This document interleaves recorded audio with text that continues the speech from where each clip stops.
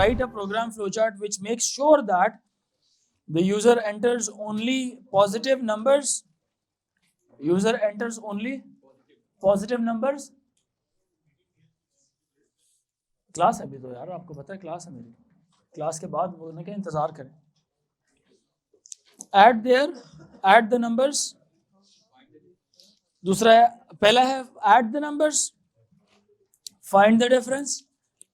तीसरा है find the answers of their division, find the average of two numbers. ये 4 काम हम लोगों ने मुकम्मल करने हैं. ठीक है जी. सबसे पहले हम क्या करेंगे? स्टार्ट.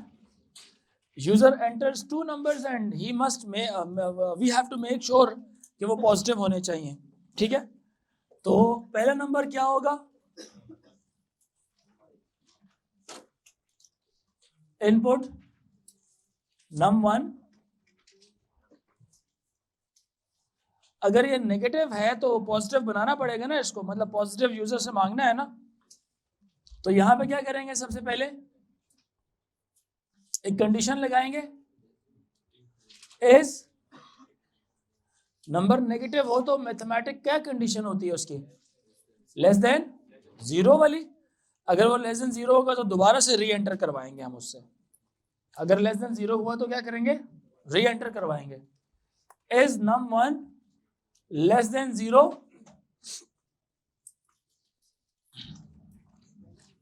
अगर वो 0 पॉजिटिव नंबर में तस्वर किया जाता है वो न्यूट्रल, लेकिन उसको पॉजिटिव की कैटेगरी में डाला जाता है.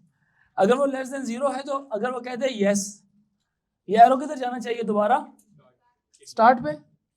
अब अगर एक मैसेज उसको बताना चाहते हैं कि आउटपुट ये बताना चाहते हैं कि री एंटर, तो अब यहां पे क्या लिख सकते हैं?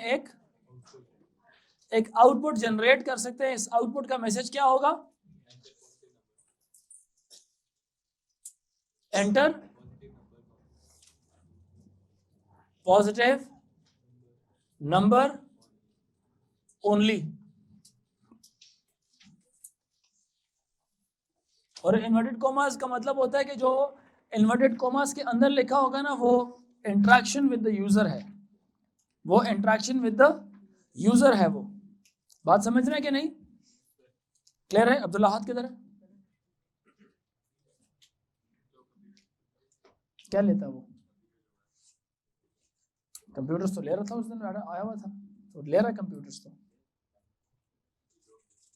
पता नहीं ये यहां से किधर जाएगा, फिर दोबारा किधर जाएगा? ये स्टार्ट की तरफ चला जाएगा. किधर चला जाएगा? ये स्टार्ट की तरफ चला जाएगा.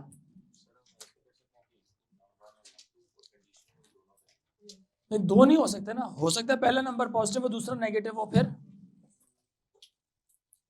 मतलब अगर आप 2 नंबर करना चाहते हैं तो उसमें फिर आप कर सकते हैं, लेकिन नीचे आपको कंडीशनें 2 अलग अलग ही लगानी पड़ेंगी. समझ आ रही बात कि नहीं? तो मैंने पहला नंबर एंटर करके कंडीशन लगाई. अब अगर वो नंबर लेस देन 0 था, सुने सारे डिस्कशन सुने, सबने होमवर्क किया हुआ है ना?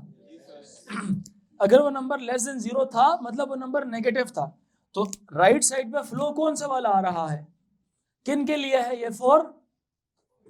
फॉर नेगेटिव नंबर्स है ये फ्लो किसकी तरफ आएगा? For negative numbers. यहां से दोबारा ऊपर क्या चल रहा है? ये री एंट्री हो रही है, हाँ या ना? फिर दोबारा री एंटर करके किस तरफ आएगा? नीचे की तरफ. क्लियर हुई मेरी बात? ये तब तक यहां पे नहीं पहुंचेगा जब तक ये वाला पूरा वाला काम ठीक नहीं हो जाता, जब तक ये पॉजिटिव नंबर एंटर नहीं कर जाता. -1 तो आप फिर जानबूझ के नेगेटिव नंबर को पॉजिटिव बना रहे हैं. Make sure the user enters positive number. तो यूजर को कंपेल करना है कि वो पॉजिटिव एंटर करे. आप आगे ना जाएं जब तक. ऐसे तो होगा कि वो नेगेटिव एंटर करेगा और वो समझेगा कि मैं काम सही कर रहा हूं, आपका आंसर ही खराब निकालेंगे उसकी वैल्यूज को. मतलब वो चाहता है -5 एंटर करूं और -5 के हिसाब से वो आंसर एक्सपेक्ट कर रहा होगा, आपने +5 के हिसाब से निकाला होगा. तो आपने यूजर को दिखाना है कि वो वैल्यूज ठीक एंटर करे.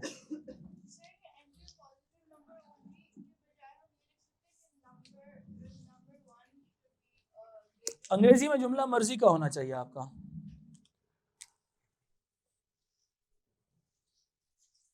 नेक्स्ट यहां पे हम लिखेंगे इनपुट। अब दूसरा नंबर है, यहां पे हमने इनपुट नंबर 2 कर लिया, ठीक है। और यहां पर भी फिर से क्या करनी है आपने, एक और कंडीशन लगा दी है, इज num2 लेस देन 0, ठीक है जी, लेस देन 0। वही सेम मैसेज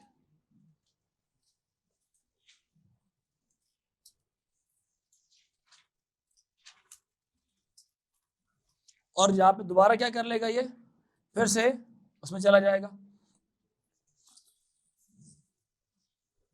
यहां पे हम क्या लिखेंगे, एंटर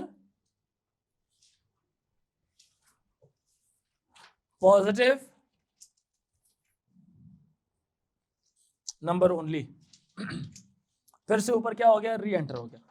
अब जब ये यस के लिए, ठीक है, ऊपर वाला फर्स्ट नंबर के लिए और ये वाला सेकंड नंबर के लिए, यहां तक बात समझ आ गई है।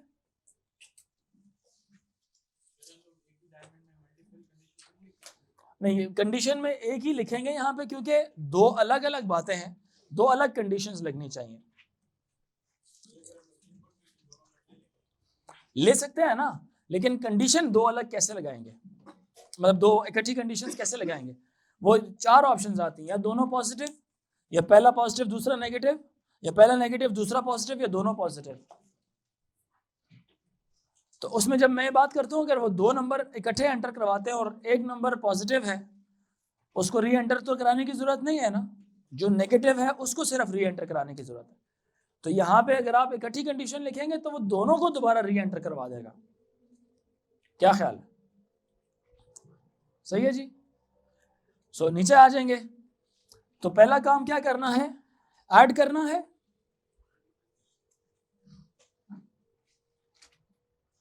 और दूसरा काम है डिफरेंस करना है। डिफरेंस वाला काम वो कर लें, वो जो यहां पे आंसर निकाल लेते हैं। एक वेरिएबल कौन सा हो गया, सम। सम में क्या चीज हम रख दें, num1 प्लस num2, और डिफरेंस में क्या रख दें, हाँ डिफरेंस में क्या रख दें, num1 माइनस num2 रख दें। यहां तक बात समझ आ रही है कि नहीं। अब डिफरेंस नेगेटिव भी हो सकता है, हम उसको पॉजिटिव बनाएंगे। डिफरेंस नेगेटिव भी हो सकता है, उसको हम क्या बनाएंगे, पॉजिटिव बनाएंगे। ये बात समझ आ रही है कि नहीं। ये नीचे की तरफ जाएगा, और जब ये यहां से इस तरफ आएगा तो यहां पे हम क्या करेंगे, is difference less than what, -1, yes और नो। अगर डिफरेंस लेस देन माइनस हुआ, सॉरी -1 कह रहा हूं, 0, अगर ये लेस देन 0 हुआ तो क्या करना चाहिए इसको, यस, डिफरेंस को क्या करना चाहिए, मल्टीप्लाई बाय -1, और सेव किस में करना चाहिए, किस में सेव करना चाहिए, डिफरेंस में सेव कर लेना चाहिए आंसर को फिर से, ताकि आंसर किस में कन्वर्ट हो जाए, फिर पॉजिटिव में हो जाए। किस में हो जाए, यस।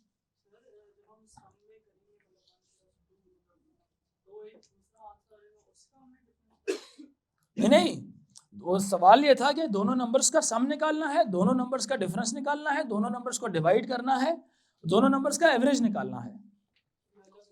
हाँ, अलग अलग प्रोसेस है, अलग अलग डब्बे बन सकते थे, मैंने कहा एक ही में कर देता हूँ। वेरिएबल्स है ना, टास्क है ये तो। सम जो है वो सिर्फ एडिशन का आंसर स्टोर करेगा, डिफरेंस जो है वो माइनस का आंसर स्टोर करेगा, और माइनस में दोनों खड़े हो जाओ, पीछे जाके खड़े हो जाओ बस। ये क्या होगा, मल्टीप्लाई बाय -1 जी। किसमें, हाँ उसमें इकट्ठा वो भी कर सकते, लेकिन डिवीजन नहीं करेंगे, नहीं कर सकते थे, क्योंकि डिवीजन में इन्फिनिटी आंसर आने के चांसेस होते हैं, उसके ऊपर कंडीशन लगाना जरूरी है। इसमें एवरेज का कर सकते थे आप, num1 plus num2 divided by 2। क्या ख्याल है, समझ आई। अच्छा, ये हो गया, यहां से इसका एरो ऊपर जाना चाहिए नीचे आना चाहिए, डिफरेंस क्या है, ऊपर जाना चाहिए नीचे आना चाहिए, नीचे आना चाहिए, वेरी गुड, क्योंकि ये री एंट्री वाली बात नहीं है, ये फ्लो को फॉलो कर रहा है, नीचे आ गया ये।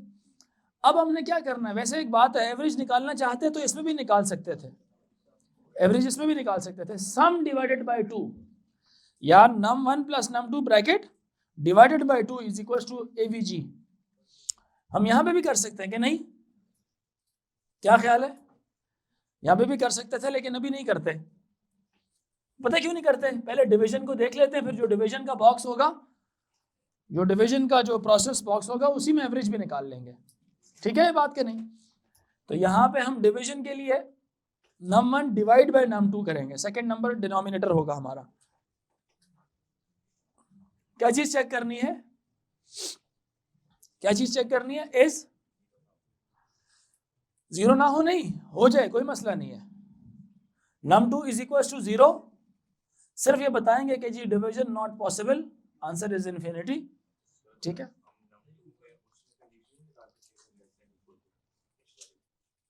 नहीं लाजमी नहीं, मैंने कहा ना कि जीरो जो सा है वो पॉजिटिव नंबर ट्रीट किया जाता है, ऐसा नहीं है कि जीरो नेगेटिव। यार जीरो पॉजिटिव नंबर है ना, ऐसा नहीं है कि हम उसे मेक श्योर कर रहे हैं कि वो हमेशा ऐसे नंबर एंटर करे कि जो पॉजिटिव, मतलब वो इन्फिनिटी आंसर ही ना आए। आप उसकी नीड्स को समझें, नीड्स है पॉजिटिव नंबर एंटर करना, अब वो पॉजिटिव में जीरो भी एंटर करेगा, वो पॉजिटिव नंबर भी एंटर करेगा। हमने सिर्फ मेक श्योर, अब जीरो कर रहे हैं तो आप तो इजाजत ही नहीं दे रहे कि वो जीरो एंटर ही ना करे, अब तो इजाजत ही नहीं दे रहे, यानी वो चाहता है कि वो num1 जीरो एंटर हो जाए मिसाल के तौर पे, या num2 जीरो एंटर है तो पॉजिटिव है, अदरवाइज आप उसे बोलें फिर कि ग्रेटर देन जीरो एंटर करें, फिर उसमें मैथ एरर वाला चक्कर ही नहीं होगा कभी भी। अगर वो यहाँ पे let's say if num2 equal to 0 yes हो जाता है, यस हो जाता है, तो इधर आप क्या करा लें, आउटपुट करा लें एक अप्रोप्रिएट मैसेज, एक अप्रोप्रिएट आउटपुट मैसेज इस पे कराते हैं। क्या होना चाहिए,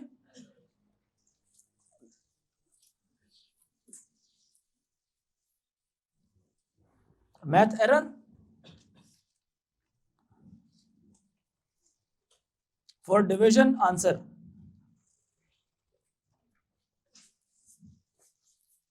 एक टेक्निकलिटी आएगी अभी इसमें, अब मैं देखता हूँ किसको वो चीज समझ आती है।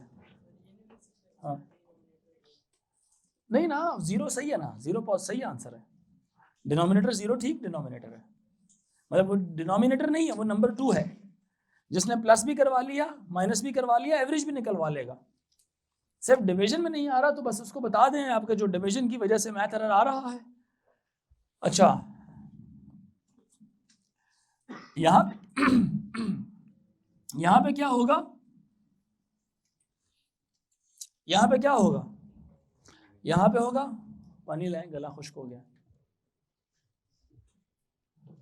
यहां पे क्या होगा, division is equals to num1 over, अच्छा इसको num2 को ना यहाँ पे ऐसे लिखेंगे num1 slash num2, this slash is used for what, division के निशान के लिए, किसके निशान के लिए। अच्छा मुझे एक बात सुने, अभी तक मैंने किसी को आउटपुट नहीं किया, अभी तक मैंने किसी का आउटपुट नहीं किया, बात समझ रहे हैं कि नहीं, समझ आ रही है। डिवीजन मुझे यहां पर ही क्या करना पड़ेगा, डिवीजन मुझे यहां पर ही क्या करना पड़ेगा, आउटपुट करना पड़ेगा। पता है क्यों, अगर मैं यहां आउटपुट ना करूं, सुनना जरा, और इसको मैं यहां पे लाके कनेक्ट कर दूं, just imagine, just assume that कि अगर मैं यहां पे लाके इसको कनेक्ट कर दूं, सुनना जरा सारे बच्चे, अगर मैं इसको यहां पे लाके क्या कर दूं, कनेक्ट कर दूं, और इसके बाद नीचे लाके आउटपुट डिवीजन करूं, और लेट्स एज्यूम डिनोमिनेटर उसने 0 एंटर किया था, लेट्स एज्यूम 2 डिविजन आउटपुट हो जाएंगे फिर, अगर उसका डिनोमिनेटर 0 था तो यहां से फ्लो आएगा, उसको क्या बोलेगा, math error for division answer, flow आएगा नीचे, इधर से कैरी होगा नीचे जाएगा, फिर आउटपुट डिवीजन लिखा होगा, तो नीचे आउटपुट डिवीजन नहीं होना चाहिए, लॉजिक समझ आ रही है सारों को, आउटपुट डिवीजन नीचे नहीं होना चाहिए, किधर होना चाहिए, इसके दोबारा मेन फ्लो को कनेक्ट करने से पहले ही आउटपुट होना चाहिए, ये बात समझ आ रही है, जैसे अगर मैं इसको यहाँ पे कनेक्ट कर दूं ना, डिवीजन तो निकाल लिया, इसके बाद नीचे जाके मैं आउटपुट्स करता हूं, यानी एवरेज भी निकाल के ना आउटपुट करता हूं सारे। ऐड का आउटपुट नो इशू, डिफरेंस का आउटपुट नो इशू, एवरेज का output no issue. Issue will only be created when I will output division later on. इस कनेक्शन के बाद कहीं पर भी मैं आउटपुट डिव लिख दूंगा, यानी इसका आंसर जब मैं आउटपुट करूंगा वो कैसे आउटपुट करेगा? अगर एक नंबर डिनोमिनेटर 0 था तो फ्लो ने कहां से जाना होगा? यहां से जाना होगा, नीचे की तरफ आएगा। आउटपुट एडिशन सही आंसर देगा, आउटपुट डिफरेंस सही आंसर देगा, आउटपुट एवरेज ठीक आंसर देगा। आउटपुट डिवीजन, वो बोलेगा यार डिवीजन तो कुछ है ही नहीं, वो तो मैथ एरर था। डिवीजन क्या था? मैथ एरर था। तो डिवीजन कैसे जोन सा है ना आपने आंसर आउटपुट कर दिया, वो तो आप पहले कह चुके हैं कि वो मैथ एरर है। क्लियर हुई मेरी बात कि नहीं? ये फिर एक इशू क्रिएट हो जाएगा। इसका मतलब क्या है कि हमारा जो डिवीजन है वो इसके बाद नहीं आउटपुट होना चाहिए, इस एरो के अंदर अंदर आउटपुट हो जाना चाहिए। यानी या तो डिवीजन यहां से आउटपुट हो या तो डिवीजन यहां से आउटपुट हो। तो हम इस एरो को अभी इंतजार करवाते हैं और यहां पे हम क्या करते हैं,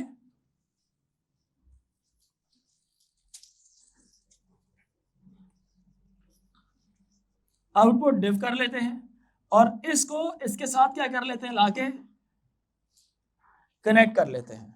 इसको लाके इसके साथ क्या कर लेते हैं, कनेक्ट कर लेते हैं। अब एक और मसला आता है इसमें, इससे मसला नहीं है, किसी और चीज से। अगर मिसाल के तौर पे एक आइडियलिस्टिक सिचुएशन देखी जाए तो आउटपुट हमेशा उसी पैटर्न में होने चाहिए, उसी सीक्वेंस में होने चाहिए जिस सीक्वेंस में आपका सवाल जनरेट हो रहा है। सवाल में उसने सबसे पहले किसको बोला था? ऐड को। तो आउटपुट भी सबसे पहले क्या होना चाहिए था? ऐड होना चाहिए था। दूसरे नंबर पे आउटपुट कौन होना चाहिए था? डिफरेंस होना चाहिए था। तीसरे नंबर पे आउटपुट कौन होना चाहिए था? है डिवीजन। चौथे नंबर पे कौन होना चाहिए था? एवरेज होनी चाहिए थी। ऐसा ही है कि नहीं? हमने क्या कर दिया, हमने अभी ऐड को निकाला, आउटपुट नहीं किया, डिफरेंस निकाला और हो सकता है नेगेटिव निकल आता, आउटपुट नहीं किया। अभी मेरी बात समझ आ रही है कि नहीं आ रही? ऐड भी निकाल लिया, आउटपुट नहीं किया, डिफरेंस निकाला, आउटपुट हमने कहा बाद में कर लेंगे। जब बाद में हम करने की तरफ आए हमने कहा सारा कुछ कर लेते हैं फिर आउटपुट करते हैं, सारा कुछ करके फिर आउटपुट करते हैं। तो मसला पता है यहाँ पे आ रहा है, बाद में आउटपुट कर ले कोई इशू नहीं है कि मतलब जो चौथे नंबर पे आउटपुट आनी थी वो आपने किस नंबर पे कर दी, पहले नंबर पे आउटपुट आ गया उसका। डिवीजन आउटपुट पहले हो जाएगा अगर सारे नंबर्स ठीक है, इसके बाद एडिशन आउटपुट हो जाएगा, फिर डिफरेंस आउटपुट हो जाएगा, फिर एवरेज आउटपुट हो जाएगा। लेकिन आइडियलिस्टिकली अगर आप देखें तो उसी सीक्वेंस में आपने आउटपुट कराना है। अगर आप उस सीक्वेंस को फॉलो करते हैं तो एक मुख्तलिफ तरीके से आंसर्स आएंगे। एल्गोरिथम किसको बोलते हैं? It is sequence of steps, it is sequence of steps. तो हम क्या करते हैं, जी जी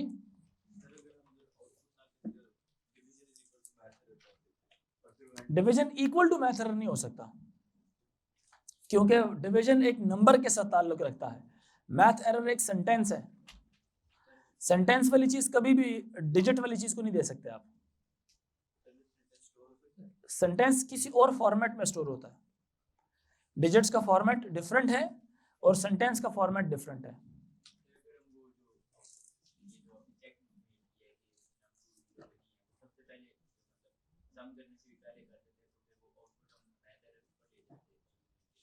हमने करना ही नहीं है मैथ एरर, री एंट्री करनी ही नहीं है, क्योंकि उसने सिर्फ पॉजिटिव नंबर्स बोला है, जो आंसर्स आ रहे हैं उसको बताएंगे। डिवीजन का आंसर एग्जिस्ट नहीं करता, बाकी आंसर्स एग्जिस्ट करते हैं।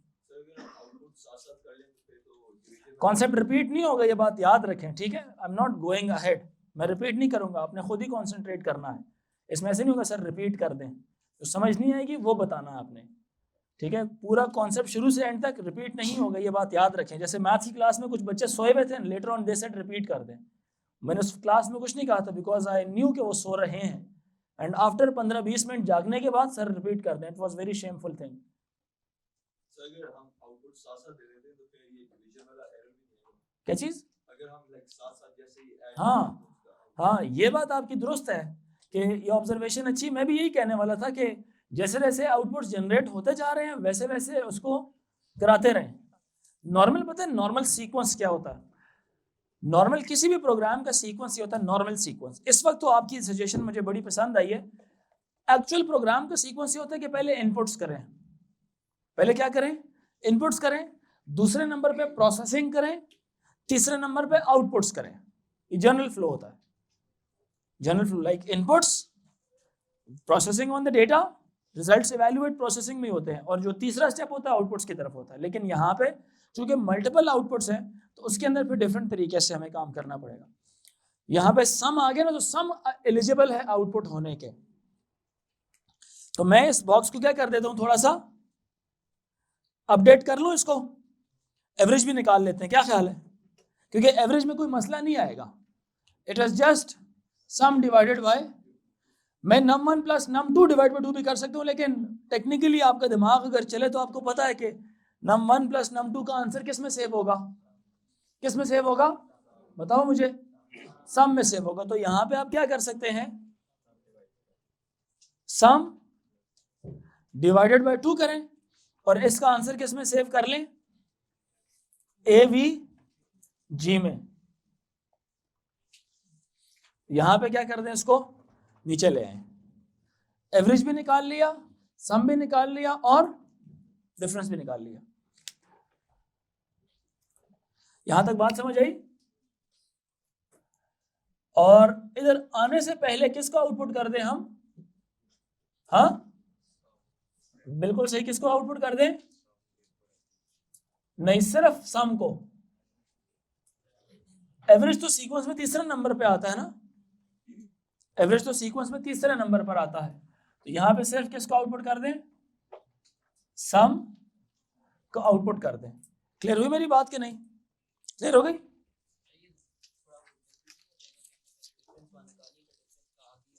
कोई मसला नहीं, कंप्यूटर में क्या करेगा, ये चीजें कैलकुलेट कर ली। पहले नंबर पे ये आउटपुट होगा, अगले पे आउटपुट स्क्रीन पे एकदम देखें, आपने वैल्यूज एंटर कर दी ना, जैसे ही एंटर की अगले लम्हे आपको लिस्ट आ जाएगी सारी। इंतजार नहीं करवाएगा कंप्यूटर का मैं किधर किधर से गुजर रहा हूं। इसकी स्पीड बहुत तेज है।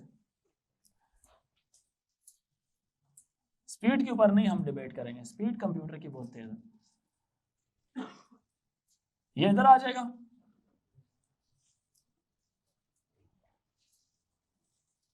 यहां पे जो सा ना हमें अब अगला काम कराना है।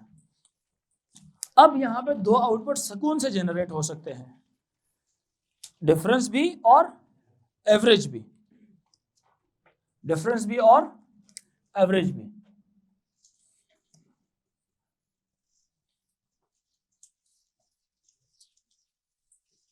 और इधर से एरो बना देंगे इस तरफ।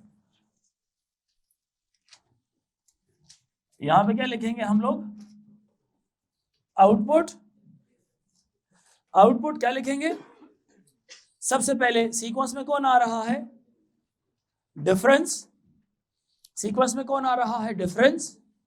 डिफरेंस ना, फिर इसके बाद कोमा, कोमा बताओ ना, average. Difference and then average.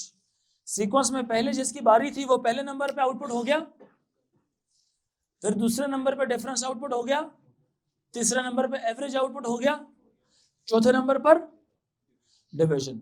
अगर एवरेज हमें चौथे नंबर पे होता तो पहले डिवीजन की तरफ आते और यहां पे क्या लिख लेते, फिर यहां पे एवरेज आउटपुट हो जाता। अब क्या होगा यहां पे? यहां पे सिंपल क्या होगा? स्टॉप हो जाएगा और ये आ जाएगा, या तो ये आउटपुट आएगा या तो इसकी तरफ से आउटपुट जाएगा। आप बताएं।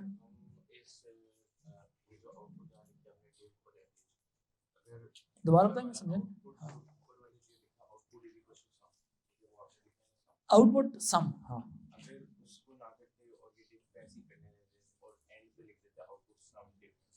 हाँ यहाँ पे भी कर सकते थे, यहाँ पे output sum difference and average भी लिख सकते थे। बिल्कुल सही कह रहे हो जी।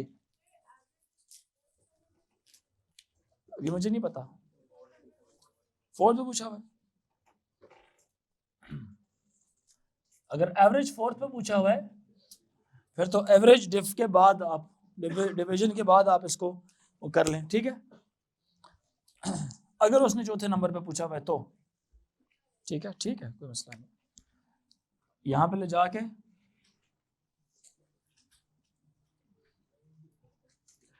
आउटपुट एवरेज लिख के और यहां पे आप क्या लिख दें, स्टॉप। क्या ख्याल है? जी जी,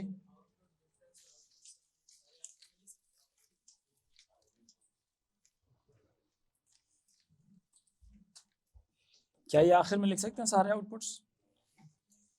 जो इतना टाइम चल रहा था ये क्या समझा रहा था मैं, कि हम आखिर में इनको नहीं लिख सकते। आखिर में कैसे लिखेंगे, किस तरह? यहाँ पे नहीं ना, फिर अगर उधर से मैथ एरर वाली सिचुएशन होती तो चलो, वो तो डिवीजन में तो मैथ एरर हो जाता, लेकिन एडिशन तो एग्जिस्ट करती है उसकी। 5 + 0 क्या होता है? 5। एवरेज क्या होती है? 5 + 0 डिवाइड बाई 2.5। तो यहाँ से अगर आप लेके चलोगे तो ये नीचे आ जाएगा, यहाँ से आके स्टॉप पे चला जाता, तो सम तो ना आउटपुट हो पाता। फिर डिफरेंस भी था उसका, 5 और 0 का डिफरेंस 5 का है, तो वो भी ना हो पाता, एवरेज भी ना होता। सिर्फ डिवीजन को आप एंटरटेन कर लेते। यहां से सिर्फ तब रास्ते से गुजर के आता जब दोनों नंबर्स पॉजिटिव होते और आंसर 0 ना आता। ठीक है ये बात कि नहीं? इस तरीके से होता।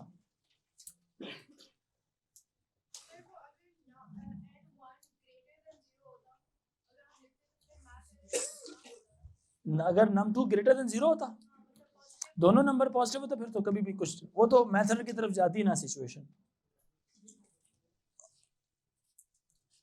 उज़ैर कैसी?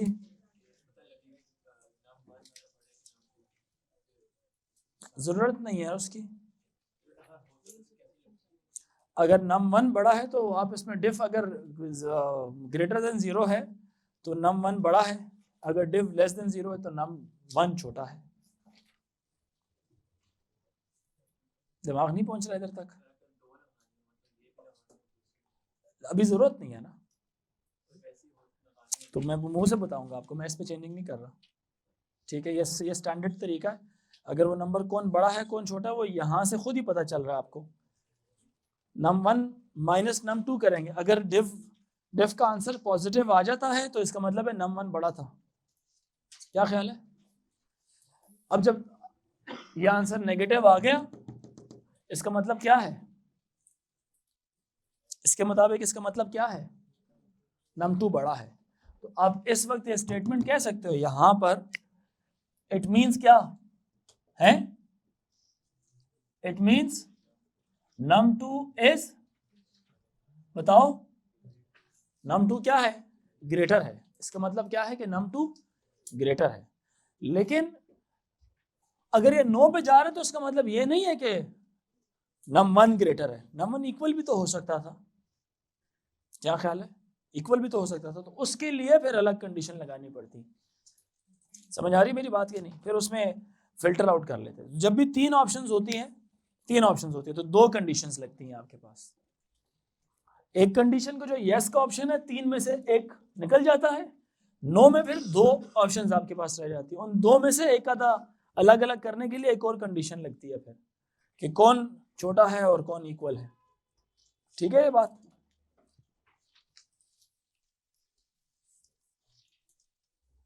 और कोई सवाल? बिल्कुल कर सकते हैं। इस यहां पर भी एवरेज को प्रोसेस किया जा सकता था, इस जगह में। नजर आ रहा है कि नहीं?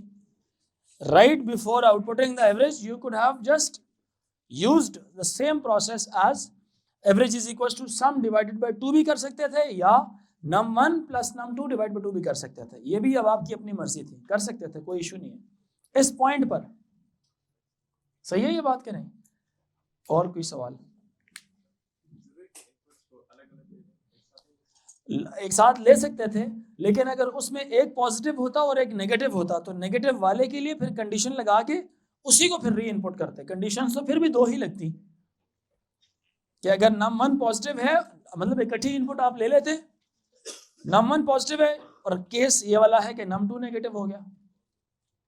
यानी एक सिनेरियो क्या है आपके पास, वन सिनेरियो क्या है, num1 पॉजिटिव है और num2 क्या है, नेगेटिव।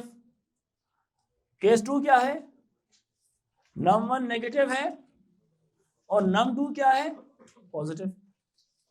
तो आपको री एंट्री तो हर एक केस में करनी पड़ती है। इवन ये भी हो सकता था num1 नेगेटिव है और num2 भी क्या है, नेगेटिव। वो सिर्फ री एंट्री तब कामयाब होती अगर दोनों नेगेटिव होते। मेरी बात समझ आ रही है कि नहीं? ये वाले केस में अगर आप इकट्ठी इनपुट लें, यहां पे num1 कोमा num2 करें तो कामयाब नहीं होंगे आप, क्योंकि फिर आपको इसको टैकल कैसे करना पड़ेगा। अगर आप एक ही पैरेललोग्राम में num1 और num2 इकट्ठा लिख लेते हैं, तो अगर री एंट्री किसी एक नंबर की करनी पड़ी तो आपको डायमंड लगा के num1 को चेक करना पड़ेगा अगर वो लेस देन 0 है, यस, डायमंड लगाया, फिर आप नीचे ले गए फ्लो को, फिर दूसरा डायमंड लगा, num2 लेस देन 0, यस, फिर उसको आपने क्या किया, जो भी है री एंट्री करा के, तो फिर आप उसको नीचे लेके गए।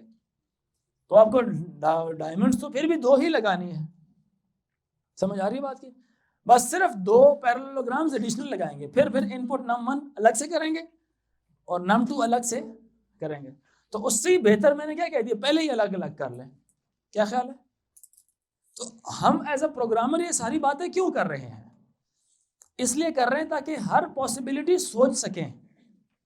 इसलिए कर रहे हैं कि क्या कर सकें, हर पॉसिबिलिटी के बारे में को ऑप्शंस निकाल सकें कि एक तो आम आदमी के जहन में क्या बातें चल रही होती हैं और इवन उसके साथ तवज्जो रखें हम लोग एज अ प्रोग्रामर उसको कैसे एंटरटेन कर सकते हैं कि हमारे सॉल्यूशंस में खराबियां ना हो, हमारे सॉल्यूशन में मसले ना हो। बात समझ रहे मेरी कि नहीं? अदरवाइज सॉल्यूशंस और भी एक सॉल्यूशन और एग्जिस्ट कर सकता है, वही वाला जो आपने कहा, तो चेंज कर लें। जब फाइनल आप कह लें कि हाँ बेस्ट बन चुका है, फिर पेन उसके ऊपर फेर दें क्लास वर्क के दौरान, ठीक है? क्योंकि प्रैक्टिस कर रहे हैं ना, और एक वक्त ऐसा आएगा जब आपसे कोई क्वेश्चन पूछा जाएगा ना फ्लो चार्ट वाला, तो उसी लम्हे आप उसको बना लेंगे इजीली। सेकंड क्वेश्चन बताओ, सेकंड क्वेश्चन जल्दी से बताएं। खामोश, अच्छा चेक कर लेता हूँ। Write a program flow chart in which you take 2 numbers from the user and output whether they are equal, smaller or greater। तो बड़ा आसान सा नहीं है? इसमें आपने सिंपल क्या लिखना है, स्टार्ट। अच्छा, इसमें आप क्या कर सकते हैं, दोनों साथ इनपुट कर सकते हैं, क्योंकि इसमें ऐसी कोई शर्त नहीं है कि पॉजिटिव होना चाहिए या नेगेटिव होना चाहिए। क्या लिखेंगे, input num1 coma num2, 2 numbers input कर लिए, 2 नंबर्स क्या कर लिए, इनपुट कर लिए, फिर नीचे आ गए। ये तो डिफरेंस वाली बात वाली सिचुएशन है कि नहीं, है ना? हमारे पास कितने ऑप्शंस हैं इस वक्त, 3, या तो ग्रेटर, या तो स्मॉलर, या तो वी हैव 3 कंडीशन, या तो num1 इक्वल टू num2 हो सकता है, या तो num1 ग्रेटर देन num2 हो सकता है, या तो num1 स्मॉलर देन num2 हो सकता है। ठीक है जी? तो क्या होगा, ये कोई भी एक कंडीशन यहां पे लिख लें, कोई भी, चूंकि ये जो सा है ना, ये आपको फिल्टर करके देगा किन चीजों को, 3 में से 2 वैल्यूज इसमें से निकल आएंगी, एक को हम फिल्टर कर लेंगे बीच में से। तो यहां पे क्या लिखे हैं, is num1 equal to, okay, greater than equal to कर लें, करना है आपने। फिर उसमें ये होगा कि यस में करेंगे तो 2 ऑप्शंस चली जाएंगे, नो में सिर्फ लेस वाले आ जाएंगे, 2 पिक कर लेंगे ना, फिर उन 2 में से फिल्टर करना पड़ेगा अलग से। यस करेंगे तो फिर ये 2 पिक हो जाएंगे, फिर इन 2 में से अलग से फिल्टर करना पड़ेगा। कर सकते हैं, मुझे तो कोई एतराज नहीं। What do you want, equal to करूं या ग्रेटर देन इक्वल टू करूं? चलें पहले इक्वल टू देखो। अगर आप कह देते हो ये यस और यहां पे नो, अगर आप कहते हो यस तो यहां पे डायरेक्टली आउटपुट क्या आएगा आपका, num1 is equals to num2.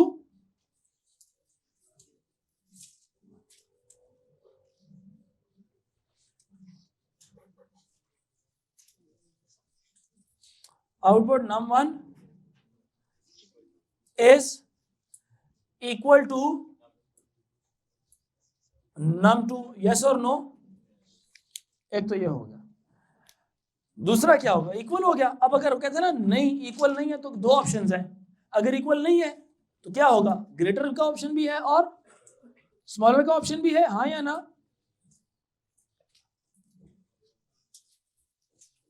क्या बन गया यहां पे, दो कंडीशंस बन गई, is num1 greater than num2, yes और यहां पे नो। बात समझ आ रही है कि नहीं? अगर वो कहता है यस तो यहां पे ऑटोमेटिकली क्या लिख देंगे आप।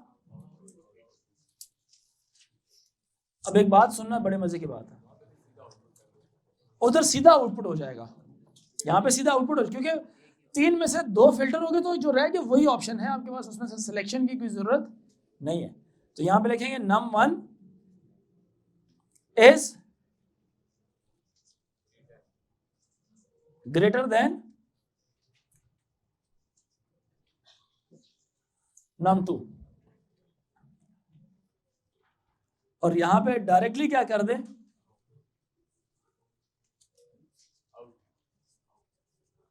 आउटपुट क्या लिखेंगे यहां पे, बताओ हो, num1 इज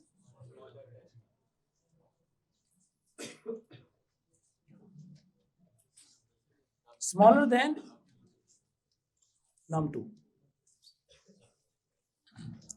अब बेशक आपने फ्लो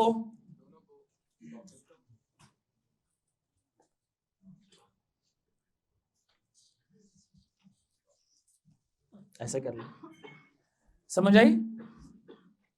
ठीक है, logic could very based upon the conditions का सीक्वेंस।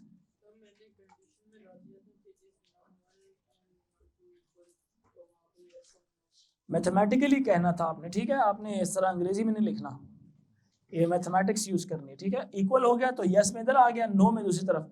आप एक और काम कर सकते हैं, आपका यस इधर आ सकता है, नो इधर आ सकता है, तो ये नीचे की तरफ बन जाएगा फिर, ठीक है। मेरे पास जगह कम थी इसलिए मैं राइट पे ले गया था इसको। जी क्लियर है ये बात? किस किस का इस तरह से मैच कर रहा है? अगला क्वेश्चन क्या है, इवन ऑड।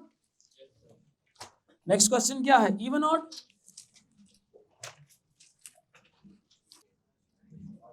बताएं जी। Take a number from user and, output if the number was even और, दो नंबर यूजर से लेने, क्या करना है फिर, write a program in which you take two numbers from the user and find the product of two numbers, difference of two numbers, divide the product by the difference of two numbers। ये कर लेंगे, ये वाला आसान है, इसमें सिर्फ difference निकालना है, वो निकाल चुके हैं हम, प्रोडक्ट निकाल चुके हैं। एक मसला है मैथ एरर वाला, वो तब आएगा मैथ एरर जब num1 और num2 दोनों बराबर होंगे, या अल्टरनेटिवली अगर बोलें तो डिफरेंस 0 होगा। एक तो तरीका नजरिया क्या है देखने का, एक बच्चा इसको देखता है कि num1 और num2 का बराबर होना naturally will cause math error, because जो आखिरी ऑप्शन है कि जी आपने प्रोडक्ट को डिवाइड करना है डिफरेंस से, वो मैंने जानबूझ के मैंने नीचे डिफरेंस ही रखा है ताकि जब नंबर सेम एंटर किए जाएं तो आंसर क्या आए, मैथ एरर आए। तो इसको एक बच्चा कंडीशन में दोनों तरह से लिख सकता है। जब डिफरेंस निकाल लिया तो वो साथ ही लिख ले कि जी if diff equal to 0 then division का आंसर मैथ एरर।